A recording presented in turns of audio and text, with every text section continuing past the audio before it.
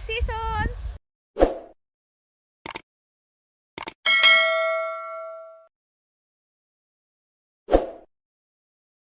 Mga ka-seasons, ngayon magdidilig tayo ng halaman.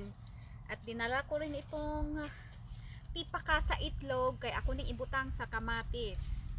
Para calcium. Wala na ako nagbutang og kanang kuan, wala na ako nagbutang og minsan ni oy, wala na ako nagbutang og suka sa itlog ining magluto ko kay aron magamit na ako ang eggshells. Ibutang ni nako sa kamatis. So, diyan lang kay mga ka-seasons at ako'y magdidilig muna ng aking mga halaman. Tsaka diyan ako kukuha ng tubig mga ka-seasons. Oh, kita nyo yung mga drum na yan. Ayan sa may dulo. Ayan sa may dulo. Ang drum. Yan, kukuha ako diyan ng tubig. Diyan ako kukuha ng tubig sa drum. Yan mga ka-seasons, diyan ako kukuha ng tubig para pandilig diyan sa aking mga halaman kasi wala nang ulan, masyadong mainit na ngayon dito kaya kailangan talagang diligan yung mga halaman. Kaya magdidilig na tayo mga ka-season.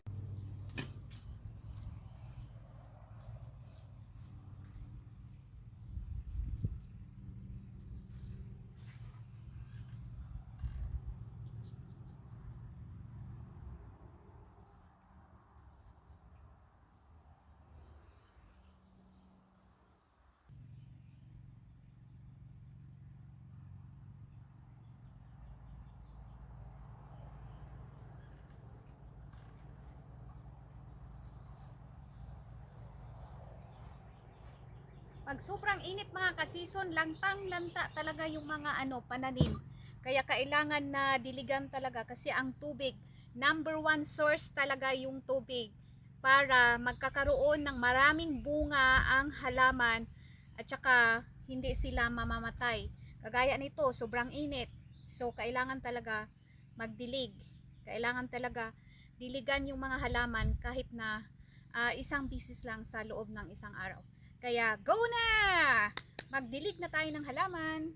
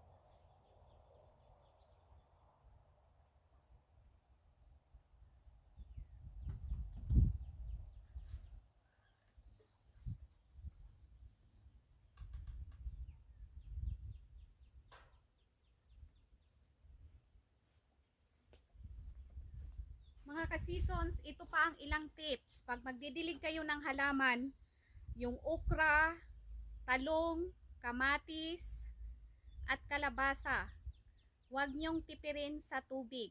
Kasi kailangan nila ng maraming tubig. Lalo na sa ganitong panahon na tag-init. Kailangan nila ng maraming tubig. Pero yung mga cucumbers, mga pipino, hindi gaano kasi napansin ko pag umaga nagmo-moist siya. May moisture siya ang pipino kaya kahit na hindi nyo sila dinidiligan, makakuha sila ng tubig. Pero yung kalabasa,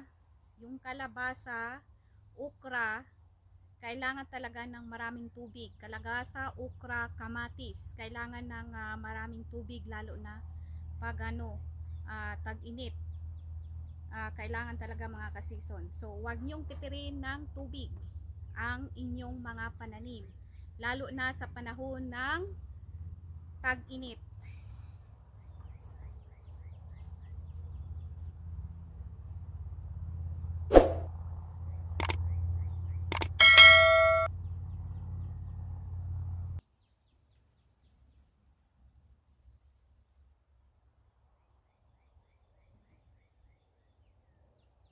Isa pang tips mga ka-seasons, bumili kayo ng drum para sa panahon ng tag-ulan may maimbakan kayo ng tubig at panahon ng tag-init may magagamit kayong pandilig ng halaman. So gawin nyo yan mga ka-seasons para makasave din kayo sa makasave din kayo sa paggamit ng tubig lalo na yung gumagamit ng gripo. Sobrang taas pag gumagamit kayo ng gripo. Kaya bumili kayo ng drum para sa panahon ng tag-ulan, makaimbak kayo ng tubig at magamit niyo sa panahon ng tag-init. So hindi na kayo makabil ng mataas galing sa tubig gripo na ginagamit nyo. Pero kung may mga balon naman kayo, free lang ang tubig, free lang ang kuhanan ng tubig nyo, okay lang yan. Sa mga gumagamit lang ng gripo para makakasave ng tubig, makakasave sa bayaran ng tubig, sa billing ng tubig. Kaya bibili kayo ng drum para sa panahon ng tag-ulan, makastock kayo ng tubig ulan at magagamit nyo sa garden nyo sa panahon ng tag-init.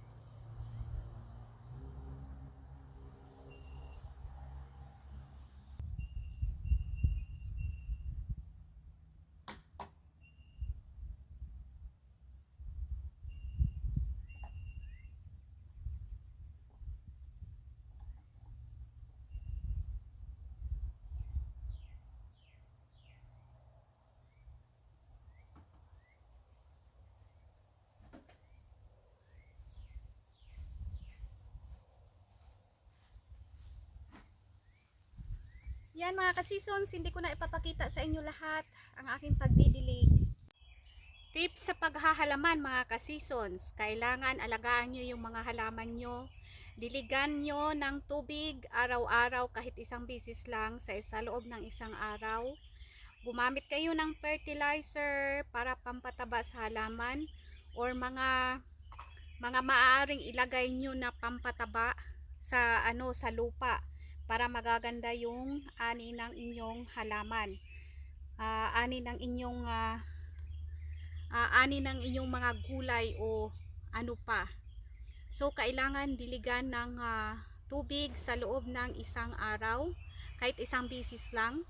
Maglagay ng fertilizer sa inyong mga halaman, maglagay ng food plant sa inyong mga halaman, at maglagay ng pamatay insekto para hindi kakainin ang dahon ng inyong mga halaman.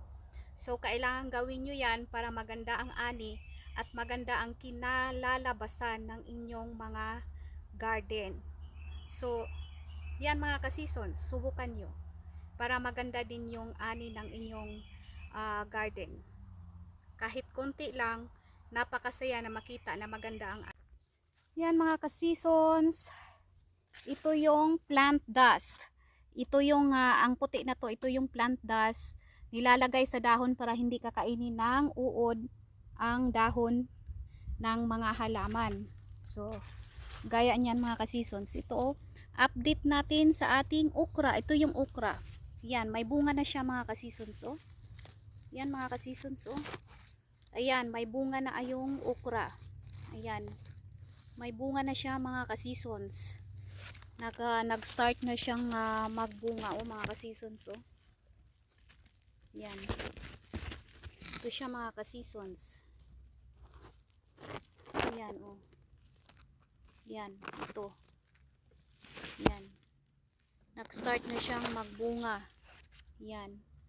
Ito naman sa kabila, hindi pa. So, ayan, at least nakikita natin na magsimula na siyang magbunga. Ayan. Simula nang magbunga ang okra. So, ayan mga ka-seasons. Ayan. Ayan oh, ito yung red okra. Ayan mga ka-seasons oh. Yan. Nagsimula nang magbunga. Ito namang sa kabila, ganun din oh. Yan. May bunga na siyang mga maliliit. So kahit na ganito ka ganyan lang siya kaliit, namumunga na siya mga ka-seasons. Nagbubunga na siya. Ito yung red okra. Yan, red okra. Ito yung green. Yan, green okra. Yan mga ka-seasons. Ito nagbunga na siya mga ka-seasons oh. Yan, maliliit na bunga ng okra. So sa ganyan ka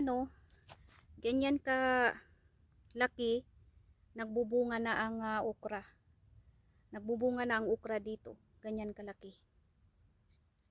Yan mga ka-seasons, ang update natin sa talong. Yan mga ka-seasons oh, may may maliit na talong. Yan, may maliit na bunga na siya ang talong.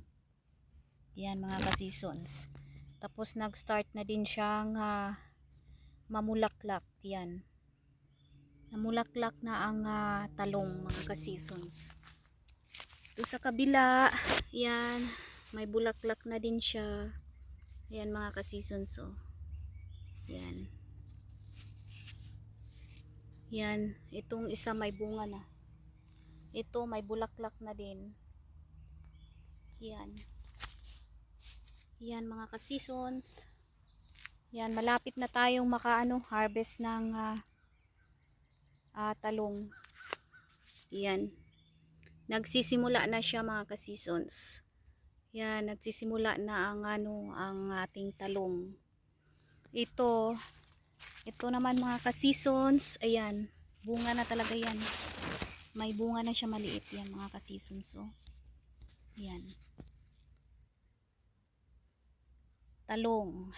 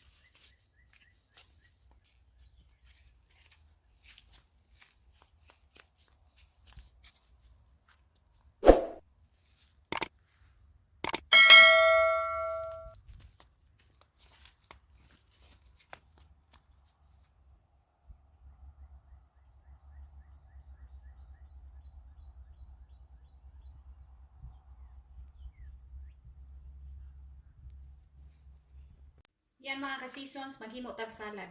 Na ako'y duha ka pipino diri. Maghimo ta og kuan. Pipino salad. Di na nako ni siya kuanan. Di na nako ni siya balatan kay linghod pa man nga kuan. Pipino di pa ni siya kuan dulang. So nindot kong naay panit.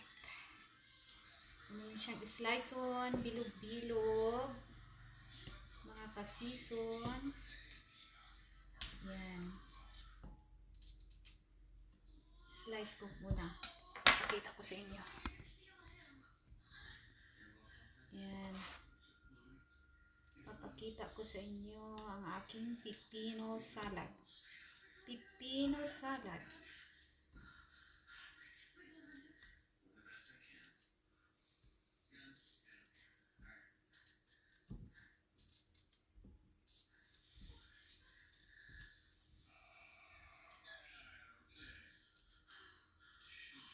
Pipino salad. Yan mga ka-seasons. Pipino salad. Yan. Pipino salad.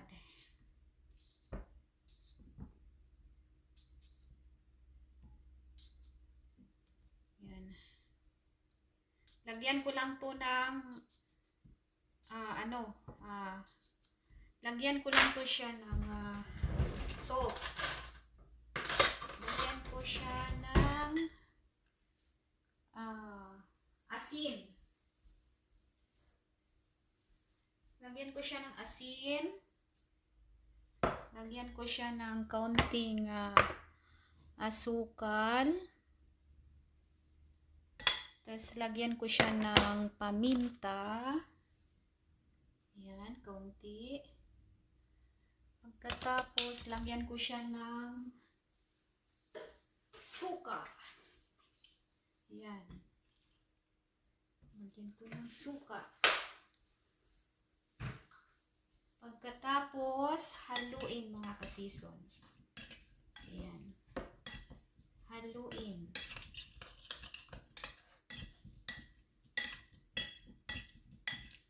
Yan. Ganito lang ang aking pagsalad ng pipino. Pipino salad. Yan, ganyan mga ka-season. Yan, tikman natin. Sarap.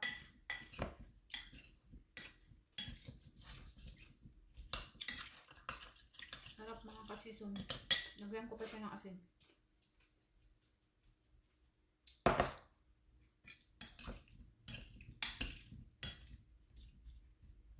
Tsaka add ko pa ng paminta.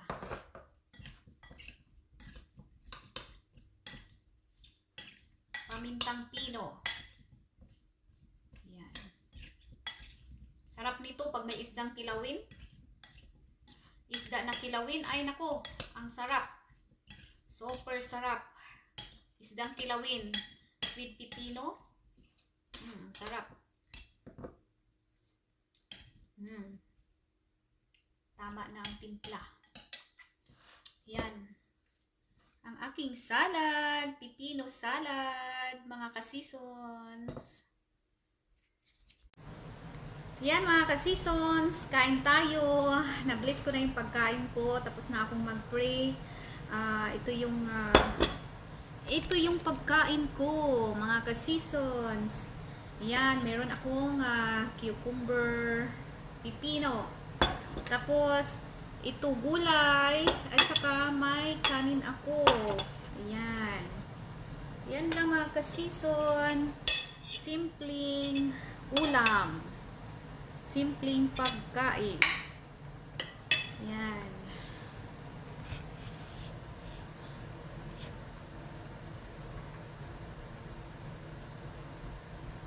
Yan mga ka-seasons, kain tayo. Namimiss ko din magkamay.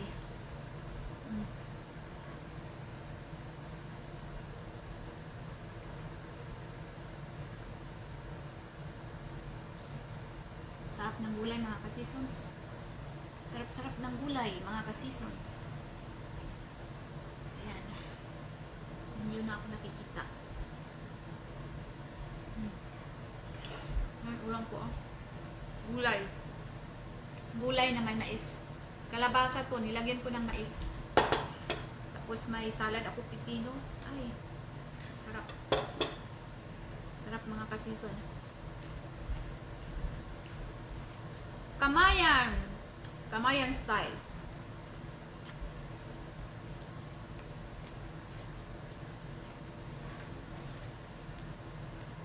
Sarap ng salad.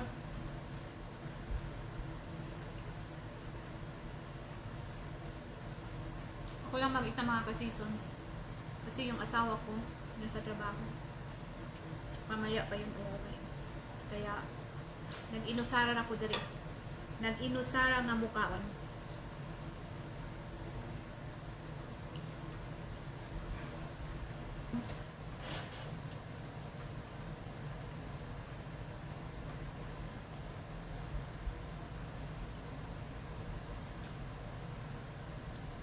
Pinoy style of cooking.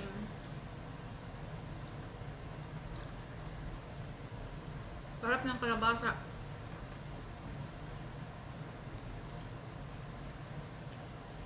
Kalabasa, akong gibutangan og kunis-kunis ba nga kuan. Karne, dayon kuan kanang kuan, corn, mais. Dayon kalabasa. Ay, masarap. Masarap mga kasison. Plus, cucumber.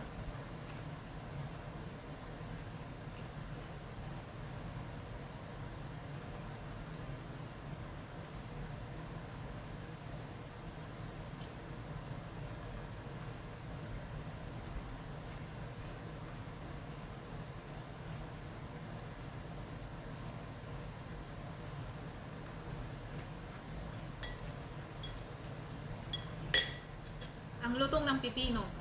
Pag bagong harvest talaga siya, pag kinakat mo siya tapos kinakain, ang lutong. Ang lutong ng pipino.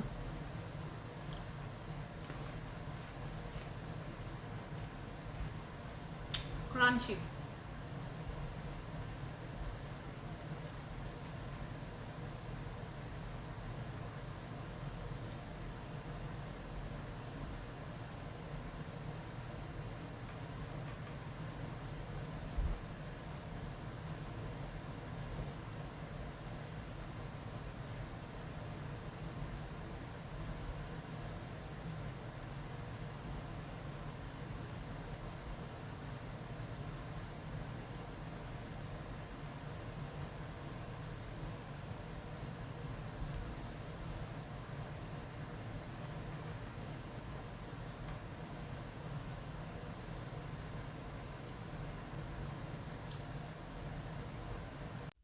Mga ka-seasons, baka naman pwede pong papindot sa subscribe button at pakiring na rin sa notification bell para updated kayo sa channel namin, The 4 Seasons Vlog.